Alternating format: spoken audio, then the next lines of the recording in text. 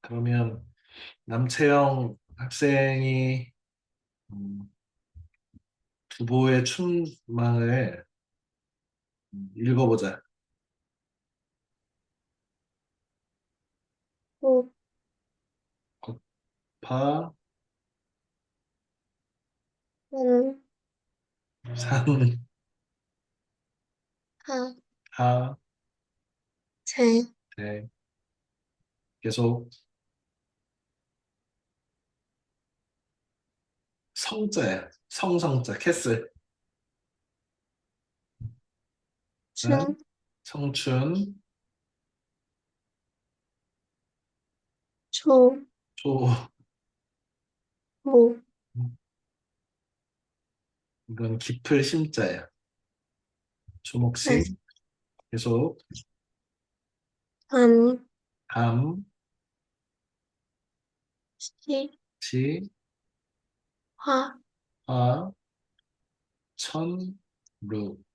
우리 변로, 년령, 참록파 할 때 그 삼수변이 들어가는 개견자가 이렇게 있지요. 눈물 루자재. 한스로 한자, 한, 호, 열, 호, 조, 이 글자는 놀랄 경자야. 경, 힘, 진. 계속 동화가, 동화. 이 글자 아는 글자인가? 이을, 무, 연, 현, 3월. 산,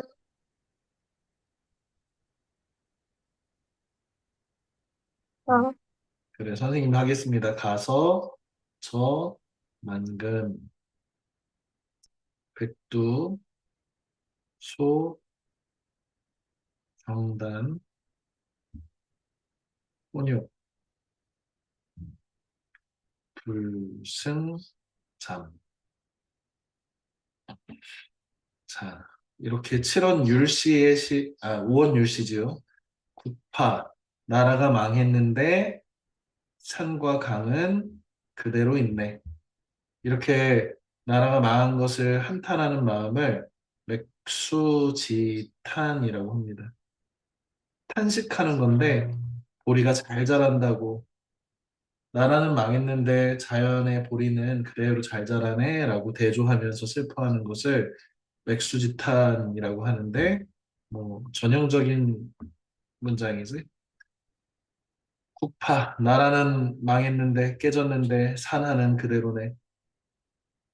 성춘 초목신 성의 봄에는 초목이 깊어간대.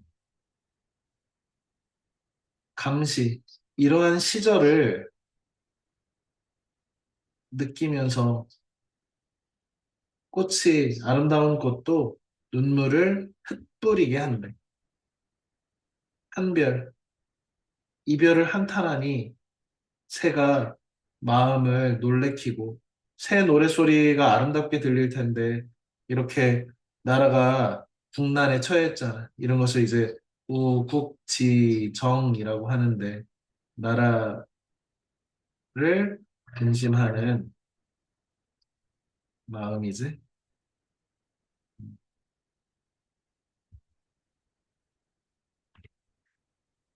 봉화가 3개월을 연달아 있다는 것은 전쟁이 끊이지 않는 것이고 가서 집에 소식 집에서의 편지가 만금에 해당한대. 나는 흰머리가 됐어. 늙었어. 짧은 머리를 아, 흰머리를 긁으니 또 짧아지니 혼육불순자. 비녀, 머리에 있는 비녀를 이기지 못한다. 봄의 바람. 자, 오늘 리서 펠드먼 베렛의 감정은 어떻게 만들어지는가 두 번째 시간인데요. 어, 아마 이 책을 처음부터 끝까지 완독한 학생은 많지는 않을 것 같아. 어, 책 분량 자체가 뭐 사실 부록까지 주석까지 합치면 아마 600페이지가 넘는 책이고 선생님도 사실은 이제 읽느라 사실 되게 고생한 책 중에 하나거든. 뭐 선생님 이 책에 대한 고백을 좀 하자면 사실 이 선생님도 이런 과학이라든지 이런 분야는 뭐 전공 분야도 아니고 이게 뭐 제대로 내가 읽고 있는가라고 하는 솔직히 그 걱정이 없지 않아 있거든. 그런데 그나마 요즘은 AI의 도움을 좀 받는 것 같아. 그래서 물론 AI도 이제 확신이 없지. 물론 AI가 아첨하는 것일 수도 있고 조심해서 사용해야 되는 건 맞지만 어쨌든 어떻게 읽었냐면 음, 솔직히 좀 헷갈리는 부분이나 아니면 다른 아이디어하고 이렇게 연결할 때 내가 잘 연결하고 있는지 내가 독서를 어, 이 책의 주제나 아니면 이 책에서 주장하는 바를 오독이라고 하지 잘못 그 이해하고 있지 않은지를 자꾸 이제 물어보면서 읽은 것 같아. 그래서 전에는 선생님이 이제 뭐 이런 류의 책들을 읽을 때 호기심에서 그리고 선생님 직업적으로 사실은 이 독서를 다양한 분야의 독서들을 감이 떨어지지 않게 계속 해야 되는 사람이잖아. 그러다 보니까 좀 어려운 책들이나 이런 최신 과학 이런 거 관련된 책들을 읽을 때는 내가 지금 잘 이해하고 있는가 맞는가 라는 근심이 들거든. 너희 같은 경우에는 잘 뭐 물으면 학교 선생님도 여쭤볼 수도 있고 그리고 선생님한테도 뭐 나한테도 여쭤볼 수도 있잖아. 근데 안타깝게도 선생님한테는 선생님이 없는 거지. 이렇게 바로 누가 여쭤볼 사람이 곁에 사실 많지 않거든. 그래서 최근엔 AI의 도움을 좀 받는 것 같아. 이제 전에는 이제 검색 위주로 이렇게 찾다가 어, 요즘은 AI한테 이렇게 이렇게 내가 생각하는데 이것이 이 책의 논조에서 이렇게 어긋나는 논리는 아닌지 이런 것들을 점검하는 데는 좀 도움이 되는 것 같아. 내가 이렇게 이렇게 생각했는데 이게 맞나라고 하면 맞는 건 맞다고 하고 틀린 건 틀리다고 또 얘기하고 하니까 어, 그래서 선생님이 스스로 생각할 때 독학자의 좀 슬픔이 있다고 생각하거든. 독학은 그야말로 홀로 공부하는 사람이지. 그래서 선생님도 선생님이 있었으면 좋겠는데 선생님 없으니까. 그런데 그나마 요즘은 AI 제미나이라든지 뭐 클로드라든지 뭐 챗GPT 이런 것들을 세 개 정도를 이렇게 비교 검증해가면서 물어보고 있거든. 그러면 음, 약간은 도움이 더 되는 것 같아. 학생들한테도 좀 좋은 독서 방법이 아닌가라고 스스로는 생각하는데 뭐 잘 모르겠습니다. 아무튼 이 책 좀 읽기 되게 어려웠을 것 같다는 얘기를 하는 거야. 배윤이, 윤이야, 네, 어, 너 내일 국어 시험인데 왜 들어왔어? 너 다 풀었어, 이미? 풀고 있어요. 풀고 있어. 그래. 수업 끝나고 혹시 질문할 게 있으면 질문해. 네, 어, 자, 선생님의 서평을 소개하겠습니다.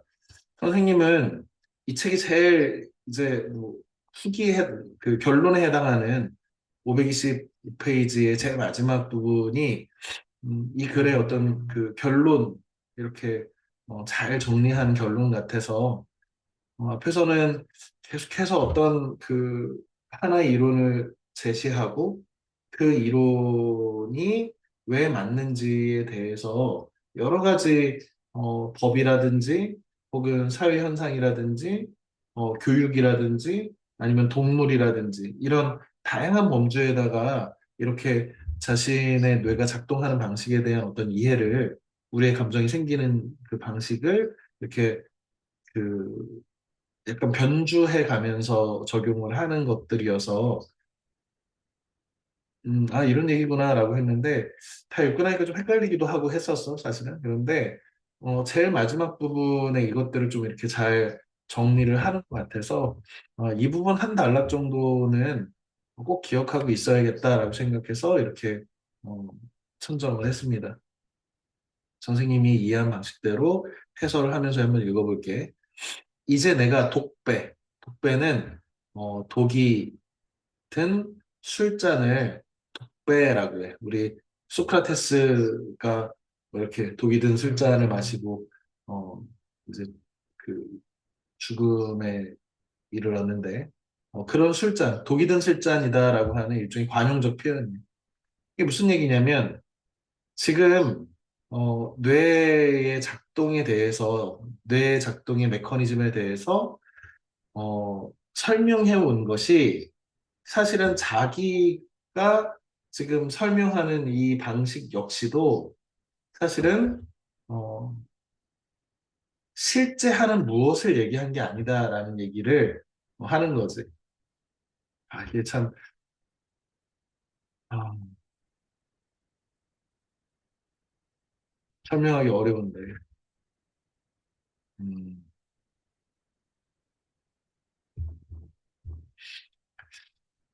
아주 간단한 설명을 한번 해볼까? 이렇게 사과가 있잖아. 이 사과가 이렇게 빨간색 사과를 우리가 눈으로 이렇게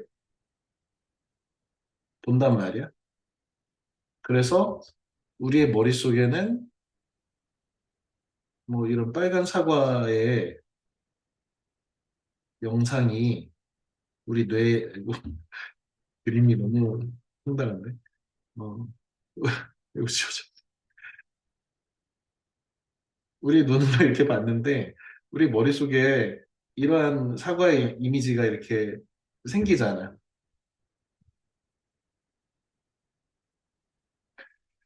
어, 예를 들어서 사과가 빨간색이다. 우리 머릿속에 이렇게 빨간색 사과, 사과는 빨갛네.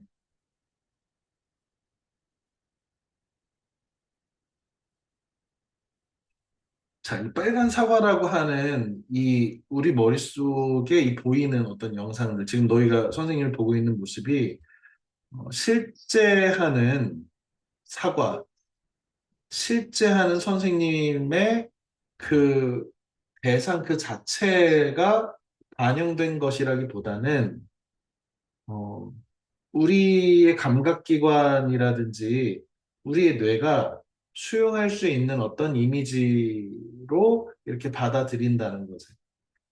어, 대상이, 우리가 대상을 있는 그대로 인식한다. 우리가 있는 그대로 대상을 안다는 것은 아니라는 얘기가 지금 이 생각의 아주 기본적인 생각이거든. 이거 되게 오래된, 사실은 인식론, 근대 철학의 인식론이라고 하는 파트에 우리가 세상을 진짜 제대로 인식하는 것이 맞는가라고 하는 의심에서 나온, 그래서 우리가 대상의 본질적인 그 자체를, 이게 물 자체라고 하는데, 이 물 자체를 인식할 수가 있나? 이 책에서도 그런 것들이 앞쪽에서 다뤄지는데, 우리는 그 물 자체를 인식할 수는 없고, 우리가 갖고 있는 어떤 센서들, 뭐 우리 그 다섯 가지 감각, 심상이라고 하는 시각, 청각, 후각, 촉각, 미각, 불교에서는 뭐 색성, 향, 미촉이라고 하는 이 다섯 가지의 감각기관으로, 이 감각기관의 특성으로 이 대상들을 간접적으로 우리 머릿속에 이렇게 떠올려 본다는 거예요. 아주 간단히 얘기하면, 예를 들어 지렁이가 있어. 지렁이는 얘가 시각이 없거든. 이 지렁이는 시각이 없는 애한테 내가 빨간 사과를 사과는 빨간 거야 라고 말을 해봐야 얘는 알 수가 없다고. 반대로 박쥐가 우리한테 이 공간은 초음파로 이러이런 느낌이야 라고 말을 한다 하더라도 그 초음파의 반향으로 이 세상을 인지하는 이 박쥐의 세계의 그 모습을 우리가 이해할 수 없다고. 다시 말하면 우리가 각각 갖고 있는 이런 센서들 장비 일종의 그 신체 장비로서의 센서가 인식의 한계라는 거예요. 우리가 그것을 떠올릴 수 있고 생각해 볼 수 있는 어떤 한계라는 거죠.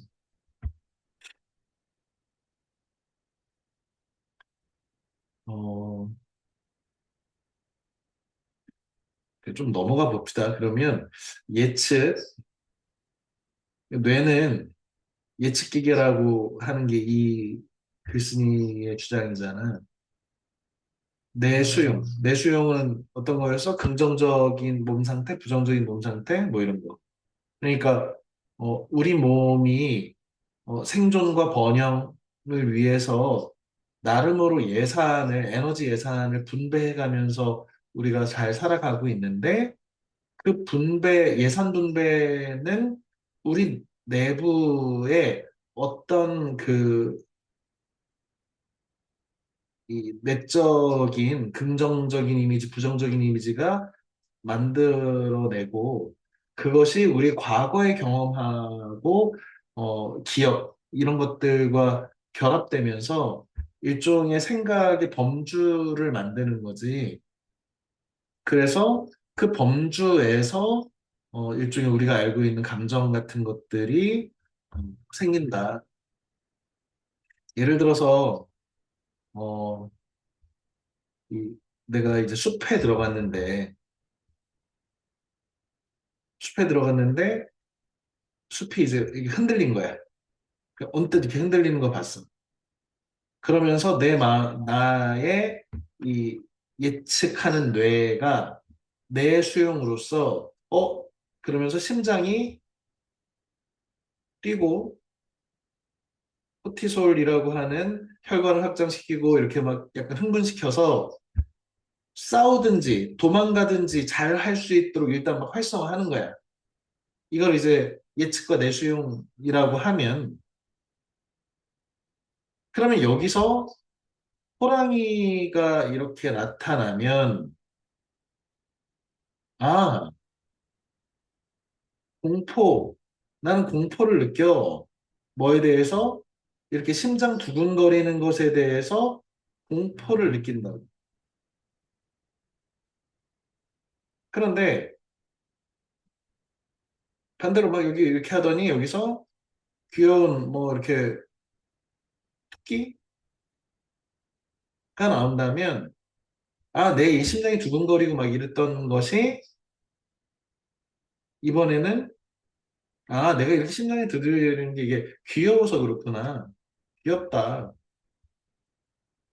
이런 감정들을 불러일으킨다고. 그러니까 즉각적으로 제일 먼저 우리가 반응하는 것은 우리 뇌는 어떤 기쁨과 슬픔의 영역이 따로 있어서 외부에서 호랑이가 나오면 공포 부분이 눌려가지고 공포가 튀어나오고 공포란 감정이 나오고 발현되고 토끼가 딱 나오면 토끼를 보고 내가 그것을 본 다음에 귀여움의 뇌 부분이 활성화돼서 아이 귀엽다 이렇게 되는 게 아니라는 거지. 우리의 이런 것을 이제 이 책에서는 고전주의, 고전적 관점 뭐 이렇게 얘기를 하거든.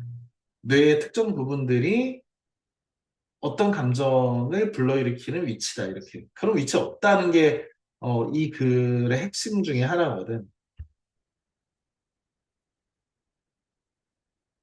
그런데 이제 자기가 독배를 늘 차례래.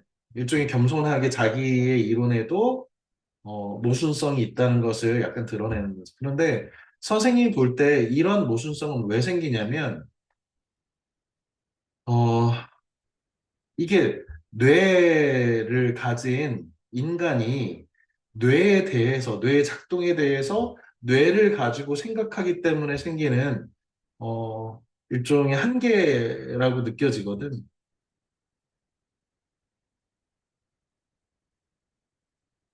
아무튼 좀 더 들어가 보겠습니다. 그래서 범주화에서 내가 설명한 이런 여러 신경망의 역할들의 모두 객관적 사실은 아니다.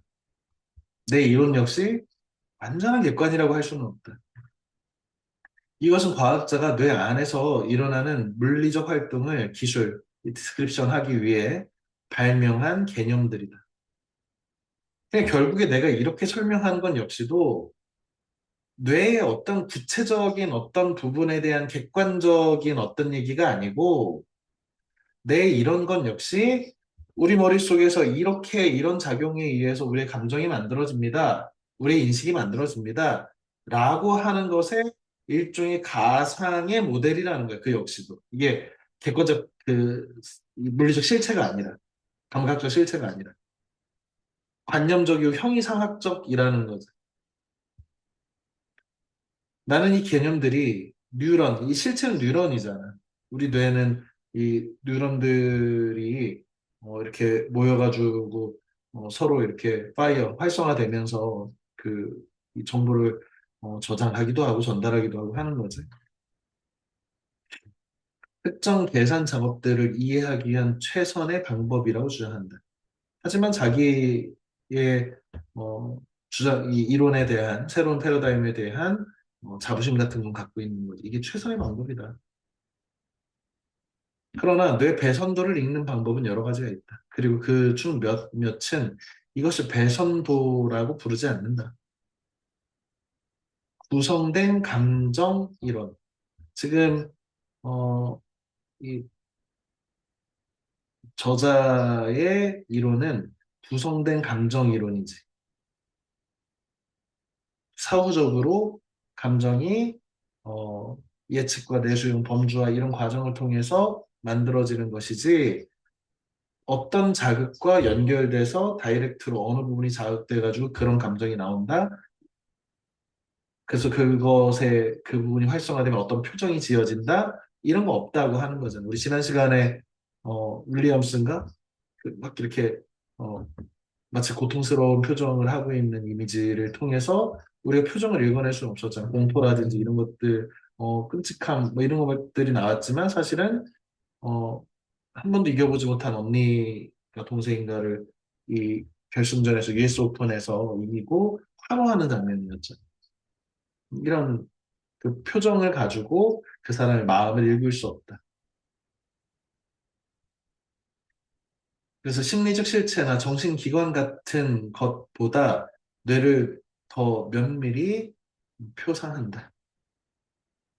그러니까 이런 심리적 실체, 정신의 기관, 예를 들어서 우리 편도체라고 하는 이 부분은 이 공포를 담당한다. 뭐 이런 방식은 아니면은 뭐 베로카 영역이라든 베로니카 영역이라든지 아니면 포르카 영역인가 뭐 아무튼 그 언어를 담당하는 부분은 어디이고 뭐 기쁨을 담당하는 부분은 어느 부분이다. 이렇게 이 어떤 1대1 대응되는 감정과 대응되는 그런 정신의 기관 같은 것은 실체가 아니다.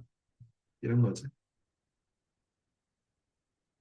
그러나 장래의 뇌 구조를 기술하는 더 유용하고 기능적 개념이 등장해도 나는 놀라지 않을 것이다. 파이어슈타인이 무지 과학의 추진력이란 책에서 관찰한 것처럼 어떤 사실도 차세대 도구를 가진 차세대 과학자들부터 안전하지 않다. 그러니까 과학적 도구가 발명되면 그 이전의 이론들이 이렇게 사라져서 이 다른 패러다임으로 바뀔 수밖에 없는 거 나 인정한다. 하지만 지금까지 도구로는 내 이 구성된 감정 이론이 맞는 것 같다. 그러나 과학의 역사는 구성적 변해를 향해 천천히 그러나 꾸준히 행진해 왔다. 중간 생략하고요. 희망컨대 앞으로 우리는 사람, 쥐, 초파리 등에서 감정을 담당하는 뇌 부위를 발견했다는 뉴스를 점점 덜 접하게 될 것이며 이게 이제 고전주의는 끝났고 이제 새로운 구성된 감정이론이 더 주류가 될 거야. 지금 패러다임 교체 시기야. 과학혁명의 시기야. 뭐 이렇게 얘기하는 거죠. 그 사이 당신이 감정에 관하여 본질주의가 이제 그 감정의 실체가 있다는 거죠. 그 부분을. 본질주의에 물든 뉴스를 접할 때마다 회의, 품을 회자에 의심하다 이런 뜻이야. 그럼 회의적이다 할 때, 회의적이야라고 할 때는 의심을 품다 이런 뜻입니다. 회의로 인해 통증을 느낀다면 당신도 이 과학혁명의 일익 한쪽 날개를 담당하는 셈이다. 음, 만약에 이 책을 읽은 우리가 어떤 사람이 뇌의 어느 부분이 기쁨을 담당하는 부분인데 그 부분이 활성화돼서 지금 기쁜 거야. 이런 식으로 말한다면 아닌데요. 제가 읽은 감정은 어떻게 만들어지는가에 의하면 그런 식으로 구성되는 게 아니라고 하던데요. 라는 의심이 든다면 그런 의심의 반론이 있다면 우리 역시 그런 새로운 구성된 감정이론이라고 하는 뇌 이론의 일익을 담당하는 셈이래. 문이 좀 어렵네요. 자, 선생님은 이처럼 읽었습니다. 월드컵 기분을 망친 축구 대표팀 감독이 국민을 대하는 사과를 했다는.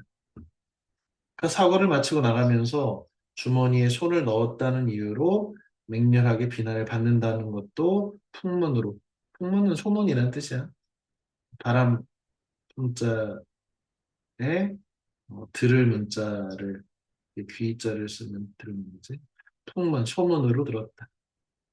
기자회견을 마치고 걸어나가던 그가 바지주머니에 손을 넣는 행동을 근거로 사람들은 그의 사과를 진정성 없는 가짜라고 말한다. 선생님은 글쎄요, 뭐, 전 국민이 지금 홍명보 감독을 욕하고 있는데 선생님이 약간 좀 남들이 모두 어떤 사람을 욕하면 약간 이렇게 의심해 보거든. 이게 맞나? 근데 어쨌든 어, 이 온갖 욕을 지금 뭐 홍명보 출입금지 뭐 이런 거? 근데 어쨌든 사과를 하고 이 태도 논란까지 겹치는 거지. 음. 내가 이 책을 이해한 방식이 그러지 않다면 주머니에 손을 넣는 행동으로는 그 주머니 넣은 그 사람의 마음을 알 수는 없으며 그보다는 주머니에 손을 넣는 그의 행동을 진정성 없다고 해석하는 사람들의 마음을 더 잘 보여주는 것이다.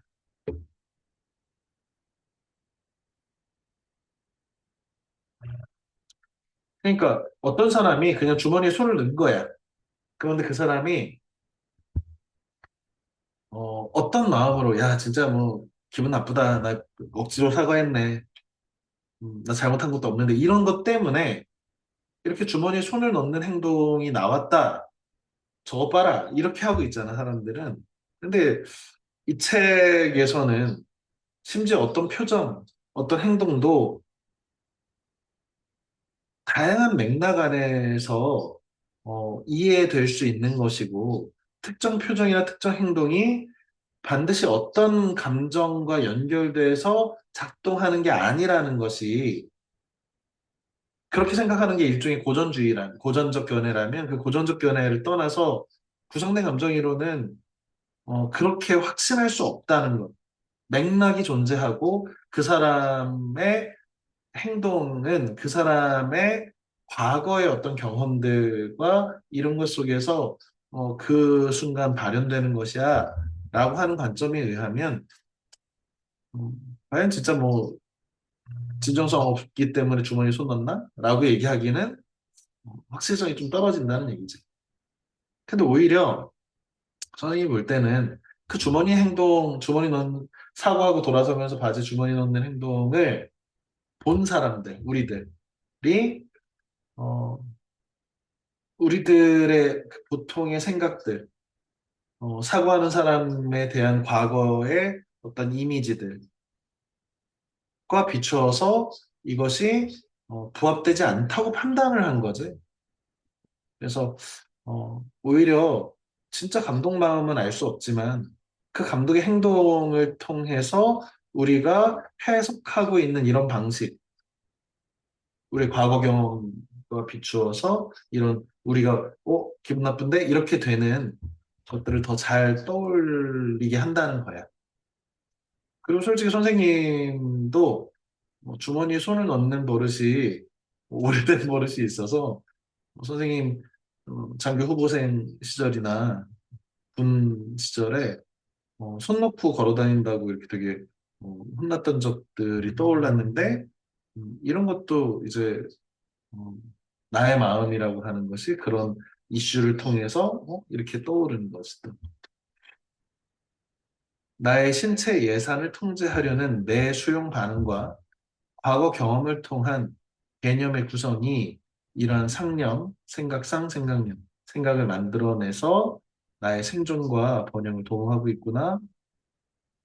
이렇게.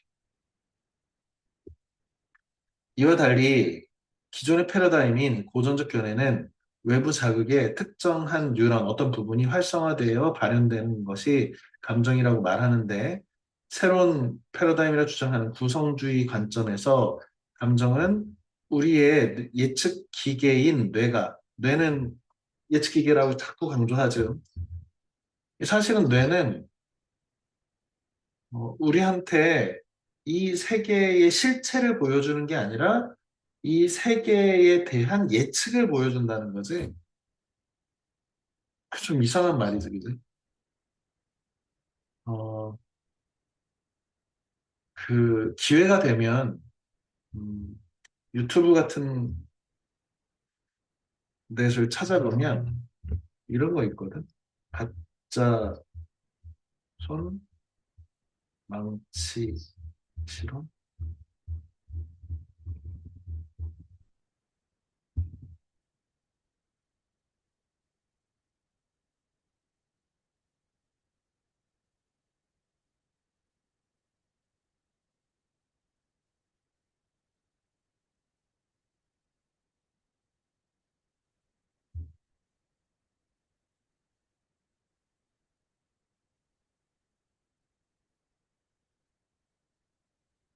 음,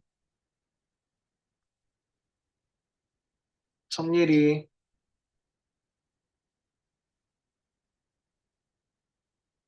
네. 화면에 이거 보이냐? 네. 어, 지금 이 사람의 팔이 양쪽에 이렇게 있는데 네. 가운데다 고무장갑을 이렇게 갖다 놨잖아. 네. 그리고서 이 사람 시야에서 이쪽 손, 자기 손은 안 보여주는 거야. 칸막이를 이렇게 해가지고. 네. 그 다음에 이렇게 마치 이쪽 부분을 이렇게 간지러뜨리면서 요 눈앞에 보이는 자기 원래 팔이 있을 법한 자리에 이 가짜 손을 이렇게 놓은 다음에 이렇게 감각을 똑같이 하는 거야. 이렇게. 그러다가 그러면 실제로 요 가짜 손이 자기 손이라고 뇌가 착각하는 거야. 나는 분명히 가짜 손인 줄 알아. 그런데 내 뇌가 착각을 해서 실제로 이 고무장갑처럼 생긴 가짜 손에 망치로 이렇게 때리잖아. 그러면 끔찍한 고통을 느끼는 거야. 이 뭐, 이 아까 선생님이 검색한 것처럼 가짜손 망치 실험이라고 유튜브에 쳐보면 굉장히 흥미로운 실험들이 나오는데 그렇다고 이거 집에서 해보지는 말고 꼭 집에서 해보지 말라고 하는 경고가 떠 있습니다. 이게 뭐냐면 그러니까 원래 그 내 손에 이렇게 만지면 그 여기에서 어떤 신체적인 자극이 뉴런을 통해서 내 뇌에 여기 간지럽히고 있네 이렇게 되잖아. 그런데 내 손 일이 아닌 이 가짜 손이 이렇게 있다고 하면 이 가짜 손을 이렇게 때려도 고통이 느껴진다고. 왜 그러냐면 보통은 실체가 아니고 그 고통의 느낌은 우리의 예측하는 뇌가 이런 상황을 피하라고 망치가 날라오면 피하라고 우리한테 자극을 줘서 우리의 생존성을 만들어내는 건데 이게 일종의 착각을 일으키게 실험 장치를 하고 가짜 고무손을 때렸는데도 고통이 느껴진다라고 하는 것은 이 고통이라는 우리의 느낌이나 이런 반응이 실체가 아니구나. 고통은 어떤 스위치가 눌려서 이렇게 되는 게 아니라 예측되는 것이구나라고 하는 것을 보여주는 사례라고도 볼 수 있거든. 너희가 이제 고등학교에 올라가면 아니면 그 전이라도 연암 박지원의 열하일기, 중국 북경을 이 조선 정조시대의 실학자인 박지원, 우리 허생전의 작가지, 연암 박지원이 열알기를 썼는데 그 중에 일야 구도하기라고 해서 하룻밤에 강을 9번 건넌 이야기, 일야 구도하기라는 수필을 너희들이 이제 배우게 된단 말이야. 근데 여기서는 어떤 얘기를 하냐면 선생님이 간략하게만 설명하면 어, 밤에 강을 건널 때는 배를 타면 너무너무 무서워가지고 강물 소리가 어마어마하게 크게 들리더라는 거야. 근데 낮에 똑같은 강을 배를 타고 건널 때는 소리가 안 들려. 왜 그럴까? 분명히 똑같은 강물 소리인데 이 강물 소리가 어제 내가 지금 밤에 건널 때는 전쟁터의 대포 소리, 뭐 말 타는 소리, 북치는 소리 뭐 이렇게 들리는데 낮에는 이 넘실거리는 무서운 이 중국의 강의 모습 때문에 두려워서 눈에 완전히 시각에 공포가 쏠려가지고 소리가 안 들리더라는 거예요. 사람들은 여기 만주갈판이 평평해서 요동이 평평해서 강물 소리가 안 들리는 거야라고 착각하지만 실제로는 공포라고 하는 나의 마음이 내 마음의 이 상태가 내가 보고 있는 내가 듣고 있는 이 강물에 대한 판단을 감각기관을 왜곡시킨다는 거죠. 마치 가짜 손의 고통을 내가 진짜처럼 느끼는 것이라든지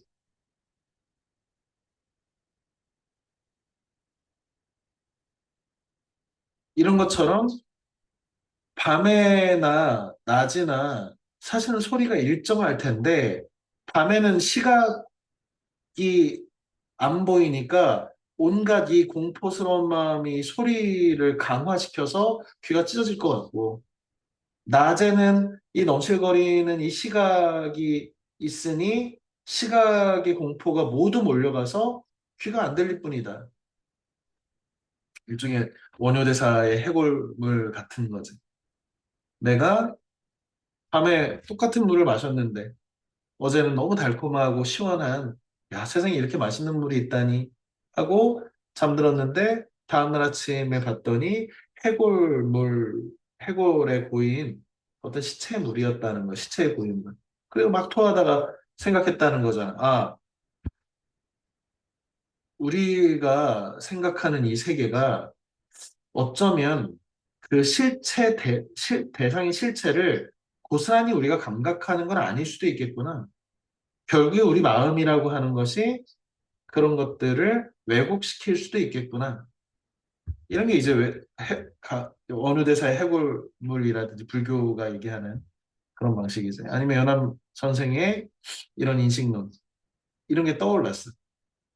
객관적인 외물, 바깥 사물의 자극에 의해서 감각되는 경험이 인지되는 것이 아니고 심신, 마음과 몸의 상이한 서로 다른 상태에 따라 인간의 인지가 달라진다는 경험에서 얻은 도는 길도자인데 뭐 진리란 뜻입니다.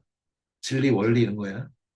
실증해 보겠다는 연함의 관점이 현대 뇌가 뭐 fMRI라든지 이런 장비들, 우리 뇌의 상태를 실시간으로 들여다보는 그런 기계들이 생겼지, 이제. 발전과 더불어 그 뜻이 더 분명해지는 것 같다. 선생님은, 어, 과거에 읽었던 실학자 연한 박지원의 글이나 아니면 원어대사의 해골물 같은 불교의 인식론이나 이런 것들과 관련해서 이렇게 연결해서 좀 생각이 깊어졌어. 물론 다양한 경험이 우리의 인지, 우리의 대상을 파악하고 아는 그를 변화시킬 수 있다는 점과 좀 더 구체적인, 그래서 더욱 세밀한 세계에 대한 의미 구성이 개념 구성의 오류와 혼란을 줄여서 효율적이고 안정적인 예측을 한다는 점 역시 연암 선생이 발견했던 그 진리와 유사한 맥락으로 보인다. 그렇게 형성된 평정심이 되먹임, 어떤 피드백 과정을 거쳐서 더 나은 평정심으로 이끈다는 것도 그렇다. 이게 무슨 말이냐면 어, 이, 이 저자에 의하면 그런 거 있잖아. 그러니까 어떤 개념의 언어들이 더 복잡한 혹은 더 뭐 세부적인, 구체적인 것일수록 우리 뇌가 그런 개념으로 더 잘 이해할 수 있다는 거예요. 더 이렇게 적은 에너지를 사용해서 정확한 판단을 할 수 있다는 거죠. 어떤 거냐면 그냥 좋다, 나쁘다, 요것만 가지고 있는 사람하고 좋은데 뭐 예를 들어서 그냥 좋아라고 하는 것보다는 어 나는 여기서 무슨 행복을 느꼈어라든지 아니면 행복보다 더 구체적인 뭐 따뜻한 온정을 느꼈어라든지 이런 식으로 좀 더 세밀한 언어의 개념을 갖고 있는 사람이 어떤 문제에 직면했을 때 자신의 에너지를, 뇌의 에너지를, 신체 에너지를 덜 쓰는 방식으로 효율적으로 문제 해결을 한다는 거지. 그래서, 이게 세계가 언어로 이루어져 있는데 우리는 사실은 이 세계 그 자체를 받아들인다기보다는 우리의 개념화된 어떤 이 세계를 우리가 이렇게 이미지로 갖고 있는데 그 이미지가 좀 더 구체적이고 세밀한 어떤 이 범주로 잘 나뉘어져 있는 사람이 있지. 예를 들어서 그냥 단지 오늘 내 마음이 슬프네. 그러니까 내 마음이 나쁘네, 좋지 않네라고 하는 사람보다는 내 마음이 슬프다고 하는 사람, 아니면 내 마음이 약간 뭐 멜랑콜리해라든지, 아니면 내 마음이 약간 가을이 돼서 그런지 센티멘털해. 이런 아주 구체적이고 어떤 그 더 세밀하고 복잡한 개념의 언어로 이 세계를 구성하는 어떤 사람이 있다면 그 사람이 그 반대, 아유 좋다 나쁘다 아니면 그 모든 것을 그냥 다 헐 뭐 이런 사람 있잖아. 뭐가 뭔 상황에도 뭐 이렇게 밥 맛있게 먹었어? 헐 뭐 당황스러운 상황이 나와도 헐 뭐 이렇게 헐도 너무 옛날 거긴 한데. 아무튼 이렇게 그냥 좋다 나쁘다 정도의 반응의 언어만 갖고 있는 사람은 어떤 상황에 대해서 그것을 우리가 예측하는 뇌가 개념화해서 그것에 대한 감정을 만들어내고 하는 데 있어서 어, 더 많은 에너지가 소요된다는 거지. 그리고 이게 뭐지라고 하는 혼란이 더 많다는 거지. 그래서 그런 개념의 구성이 오히려 혼란을 줄여준다. 그래서 우리가, 아, 그래서 공부를 해야 되나 보다. 음,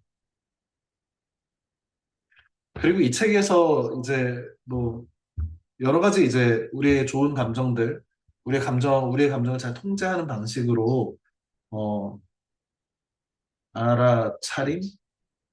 뭐 이런 일종의, 명상 같은 것들이 도움이 된다. 뭐 이런 얘기들이 이 책에도 나오는데, 그러니까 그런 거지. 예를 들어서, 어, 내가 오늘 되게 화가 나는 일이 발생했어. 그러면 나한테 이 화의 양상을 좀 더 구체적이고 세밀한 방식으로 나한테 알려주는 거지. 나는 이런 일 때문에 이렇게 이런 화가 나는 감정과 어떻게 했으면 좋겠는 마음이 들고 있어서 내가 참 힘들구나, 마음이. 이런 식으로 나한테 잘 설명해 주는 게 그 감정을 마치 개념화해서 그 감정을 내가 이렇게 실제 사물처럼 다룰 수 있는 것처럼 한다. 이런 것을 이제 문학에서는 우리가 추상적 관념의 구체화라고 하잖아. 어, 어제를 동여맨 편지. 이런 표현들, 황동규 시인의 시의 한 구절인데, 어제를 동여맨 편지를 내가 받아서 이렇게 그러면 이 어제라고 하는 것은 이 과거의 어떤 추억과 관련된 건데 그 과거의 추억이 마치 이렇게 어, 똘똘똘똘똘똘 포장이 돼서 나한테 도착한 것처럼 여겨진다면 아유 그냥 이거 발로 뻥 차버리자. 과거는 그냥 잊어버리고 이제 새로 출발해야지. 과거를 동요해서 발로 빵 이렇게 하면 실제 우리 마음이 좀 낫다는 거야 이게. 왜 우리의 생각하는 방식이 구성주의적 관점에 의하면 선생님이 이해한 방식이 맞다면 이런 식으로 어, 이렇게 머릿속에 어떤 개념을 구체적으로 만드는 것이 우리가 그것을 처리하는데 그 감정을 처리하는데 도움이 된다는 거죠. 그래서 우리 그런 것들 있잖아.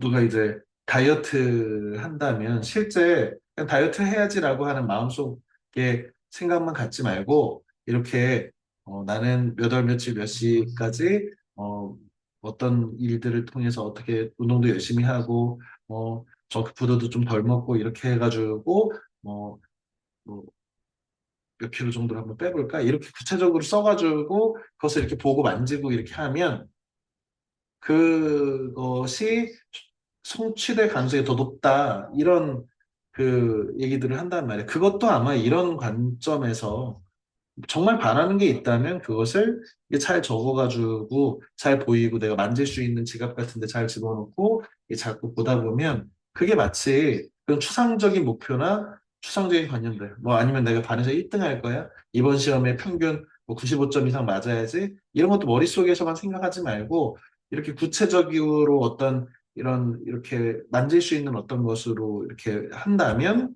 그 목표에 대해서 성취할 가능성이 높다. 뭐 이런 얘기들도 아마 우리가 이런 방식으로 세계를 이해하고 인식하기 때문이 아닐까? 뭐 이런 생각도 선생님이 좀 들었습니다.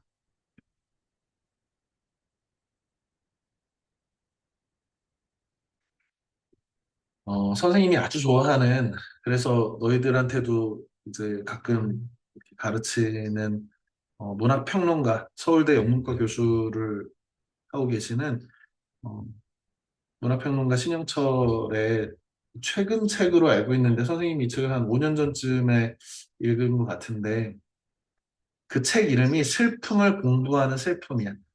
문학 평론집인데 뭐 슬픔을 공부하는 슬픔이라는 책 제목을 읽으면서 야, 이 문학평론집의 시집 이, 이 제목 자체가 정말 이 자체가 작품이다 이런 생각을 했거든.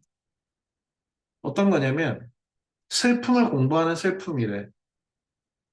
슬픔이라고 하는 것은 그것이 공부해야 하는 거라는 거야. 우리는 슬픔에 대해서 공부할 필요가 있다는 거지. 왜 그러냐면 내 슬픔은 그냥 직관적으로 슬퍼져가지고 우리의 뭐 내수용, 뭐 예산 혹은 뭐 개념 이런 작용들을 통해서 아 슬프다 이렇게 감정이 슬픈 감정이 일어나고 눈물이 나고 뭐 이럴 수 있는데 그것도 공부해야지. 내 슬픔에 대해서 나는 어떨 때 슬픈가 이거 공부해야지. 근데 정말 어려운 일은 뭐냐면 타인의 슬픔에 대해서 내가 어디까지 공감할 수 있지? 이런 거. 선생님도 뭐 주변 사람들의 슬픔에 대해서 이렇게 공감을 썩 잘하는 사람 같지는 않아. 약간, 약간 선생님 선생님 스스로는 F라고 생각하는데 아무튼 약간 T라는 소리를 많이 들어. 그래서 아, 내가 그 사람의 마음에 이렇게 잘 못 가닿는구나. 그래서 야, 나 진짜 슬픔을 더 공부해야겠다. 이렇게. 그런데 뒤에 오는 슬픔은 뭘까? 타인의 고통을 공부하지 않고는 알 수 없는 것이 인간이라는 점. 선생님이 너희들의 이 고통 느낄 것 같긴 한데, 뭐, 이렇게 잘 알 수가 없잖아. 뭐, 선생님이 예를 들어 이렇게 하다가 어딜 부딪혀서, 아예! 이렇게 해도 선생님 고통인지 너네들은 내 고통을 알 수가 없잖아. 그래, 공부하는 거지. 아, 저런 상황 속에서 저렇게 슬플 수 있구나. 야, 어떻게 저런 슬픔은 어떻게 견디지? 이런 거. 김혜란의, 김혜란 작가의 입동. 어, 사랑하는 아이를 잃은 어, 두 부부가 어, 이렇게 이사를 하고 뭐 이렇게 살면서 하는 슬픔에 대한 애도에 대한 단편 소설인데 선생님은 이 입동 겨울이 들어온다 겨울로 들어간다라고 하는 이 소설을 읽으면서 어, 너무 슬픈 거지. 그런데 생각은 이렇게, 아, 이 상황이 되면 얼마나 슬플까 그렇지만, 이거는 내가 상상한 거고 공부한 것이지, 실제 그런 어떤 참사를 당하고 해서 가족을 잃은 어떤 사람의, 사랑하는 이를 잃은 사람의, 어, 그 마음에 대해서 내가 어디까지 알지? 어디까지 느낄 수 있지? 내 고통이 아닌데? 라고 하면, 슬프지. 아, 이게 한계구나. 무력감 같은 게 느껴지잖아. 그래서 이 책을 읽으면서 그런 생각이 들었어. 아, 우리 뇌 속에 일어나는 이 예측하는 뇌가 만들어낸 이 감정이라고 하는 거, 그래, 이런 방식으로 작동하나 보다. 이렇게. 그리고, 우리 성진강 시인으로 유명한 저기 전라도 임실에, 어, 그 초등학교 선생님으로 오랜 세월 봉직하신 시인이야. 김용택 시인. 어, 그 여자의 집? 뭐 이런 시도 유명하고, 성진강 연작.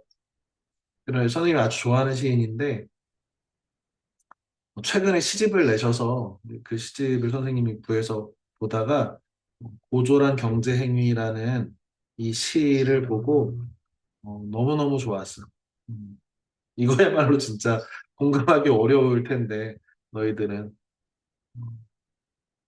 뭐 그 좋은 시를 만나는 일은 정말 너무나 감동적인 일이거든. 음, 그래서 아, 다른 사람의 마음을 이해한다는 게 진짜 쉽지 않구나. 이 시를 이해한다는 것이 시인은 이런 식으로 느꼈는데 나는 그 시를 제대로 이해한 걸까? 이런 생각들을 하면서 이렇게 이 시를 읽었거든. 그래서 선생님이 좀 긴 시인데 뒷부분만 소개하고 오늘 수업을 마칠까 합니다. 이 고졸하다라고 하는 것은 좀 못난이 같은 거야. 아주 오래되고 낡고 못난이 같은 것을 고졸이라고 하는데 그 못난이가 나쁜 느낌이 아니잖아. 약간 어, 그러면서도 애틋한 아름다움 같은 것이 있는 걸 고졸하다고 하는데 마치 만년의 추사 김정희 선생의 그림 같은 게 고졸한 거지. 음, 김용택 시인이 시골 초등학교 선생님 하면서 아주 유명한 시인이 됐잖아. 그런데 나이 들어서 자기가 배운 것들을 하나하나 내려놓으면서 이 마을회관이라고 우리 이 동네도 마을회관 있잖아. 이렇게 할머니, 할아버지들, 농부들 모여가지고 점심 드시고 거기서 굴소도 좀 치시고 하시는 그 마을회관에서 같이 어울려서 밥 먹을 수 있는 사람 됐다는 거야. 자신이 시인인데 거들먹거리고 난 공부 많이 한 사람인데 이런다면 이 농부 할머니 할아버지가 안 받아들여 주셨을 텐데 어느 순간에 자신의 공부들을 이렇게 잘 내려놓고 겸손해지고 이러다 보니까 같이 밥 먹는 사이가 된 거야 이 할머니들하고. 그 앞에는 그런 내용이고요. 한번 읽어보겠습니다. 밥상 없이 신문지 위에서 밥을 먹을 때가 있다. 그래야 머리를 맞대고 둘러앉아 여럿이 밥을 먹을 수 있단다. 할머님들의 말을 이렇게 어, 간접 인용을 해주는 거지.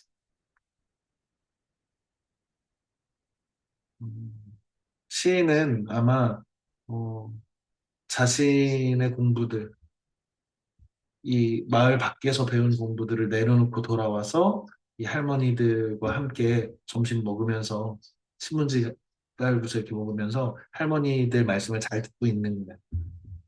그야말로 이순이지 경청하는 거지. 아, 그렇구나. 신문지 깔아야 이렇게 다 같이 밥 먹을 수 있구나. 수저를 거꾸로 잡은 손을 뻗어 멀리 있는 김치를 엄지와 검지로 몸을 구부려 집어온다.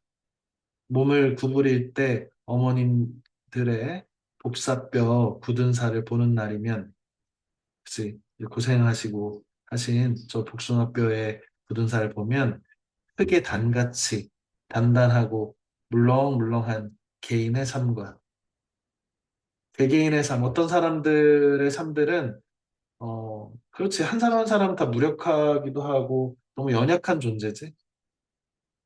그것을 복사뼈에 물렁물렁한 그 살로 이렇게 보여주는 거지.